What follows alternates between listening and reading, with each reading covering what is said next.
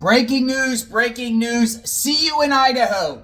Bryan Kohberger case. Idaho. And the judge today denied the defense motion for continuance. That means, folks, trial is going on as scheduled, beginning in August 2025. And we will be there covering it, boots on the ground. If you want the best coverage, boots on the ground, you know you can rely on us. It's going to be interesting. We'll see who is there outside the courthouse. All the participants in this case. You don't want to miss it. Now let's talk about Bryan Kohberger. His defense filed a continuance to get the trial delayed, saying it's a death penalty case, didn't have enough time to prepare, we didn't get discovery, blah, blah, blah. Got denied by the judge. Also, their alternative perpetrator defense denied. So he's taking a bunch of losses here all in one day. I want to share with you what transpired here, and then we will further discuss. Check it out. All right, so here is kind of the court's framework when it comes to motion for continuance. Judge Hippler applied Idaho and U.S. legal standards. Continuances require a showing of good cause and actual prejudice to the defendant's rights. Courts generally discourage trial delays unless there's clear, compelling justification. And here's what's going on. Check it out. All right, so continuance denied. Discovery volume argument rejected.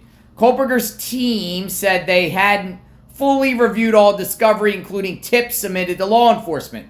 But the courts said this complaint was already raised and rejected 2 months prior when the defense unsuccessfully tried to strike the death penalty. Defense never identified what specific discovery items remain unreviewed or why it hasn't been reviewed. So there you go. It's already been addressed. The court found that much of the discovery surveillance video is completely irrelevant. Interesting. The defense had 2 years, dozens of experts, and could have sought help from the court to review discovery, but didn't. The court reviews this as a delaying tactic without substance. Ooh, a loss for a Kohberger, a delaying tactic. Yeah, they're being sneaky, the defense. Here's another one right here. Mitigation investigation rejected. The defense argued it needed more time to explore Kohberger's life history for mitigation, identifying new experts, investigate theories of trauma, neurodivergence, and poverty. The court responded. The mitigation investigation over the past 2 years has been extensive and well documented, including interviews with family, teachers, doctors, and records across multiple generations. Defense cited red flags but provided no specifics, plan, or timeline. Courts do not require exhaustive or indefinite investigation, only a reasonable one. Boom! Shot down again. And here we got pre-trial publicity. Rejected. Defense raised concern about Dateline, the upcoming Amazon series, and James Patterson's book. The court said media coverage is not unusual in high-profile cases. In high-profile cases, media coverage is not unusual. Court already implemented safeguards limiting reporters in court, insulating witnesses, and robust jury selection. Defendant already received a change of venue from Latah to Ada County. There's no reason to believe future publicity will decrease, so delay might worsen, not help, jury bias.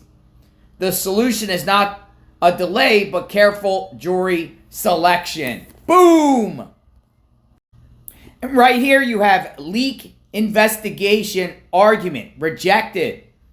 Defense argued a delay was needed to uncover potential leaks of information to the media from law enforcement. The court found this to be entirely speculative based on no proof of who the leaker is, no proof that it was law enforcement, and no plan or timeline for how or when the investigation would uncover anything useful. The judge said the court will not delay a trial based on speculation or hope that impeachment evidence might surface. Boom! So they don't even care about the Dateline stuff. Ha! Interesting. I think this point right here is very important. The court emphasized the rights of victims and the public to a timely trial. In accordance to Idaho Constitution Article 122, after 2.5 years of preparation and extensive resources used by the defense, the court concluded this tactic seems geared towards achieving delay rather than a good faith effort to obtain meaningful mitigation evidence. Protecting the victims and the public. Us, you, me, everybody out there. We're protected by this too. All right, so now to other matters. Background. The state filed a motion in limine pretrial request asking the court to block the defense from introducing or arguing that someone else committed the murders, unless the defense first met Idaho legal standard for doing so. Judge Hippler had previously ordered Kohberger to submit an offer of proof, meaning a preview of what evidence the defense had to support naming alternative suspects. So, the defense submitted alternative perpetrators. Who the defense identified. Kohberger's team presented evidence involving 4 individuals.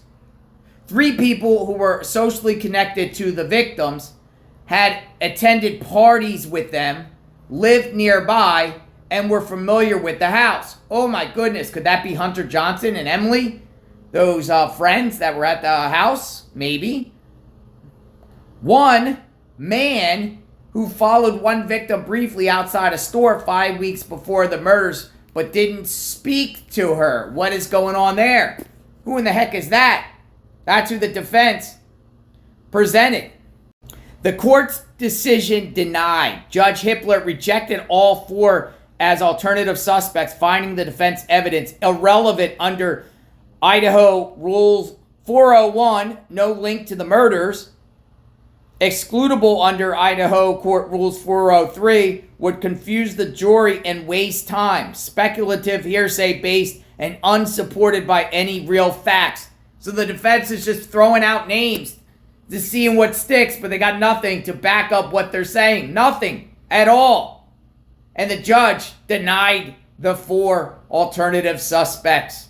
All right, so Kohberger, see you there in Idaho. We'll continue to cover the case and see what happens.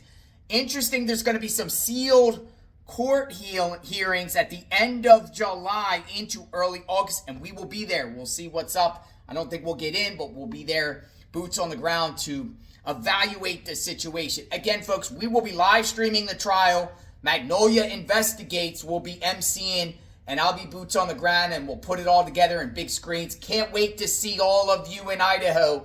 We're going to Idaho. See you in Idaho.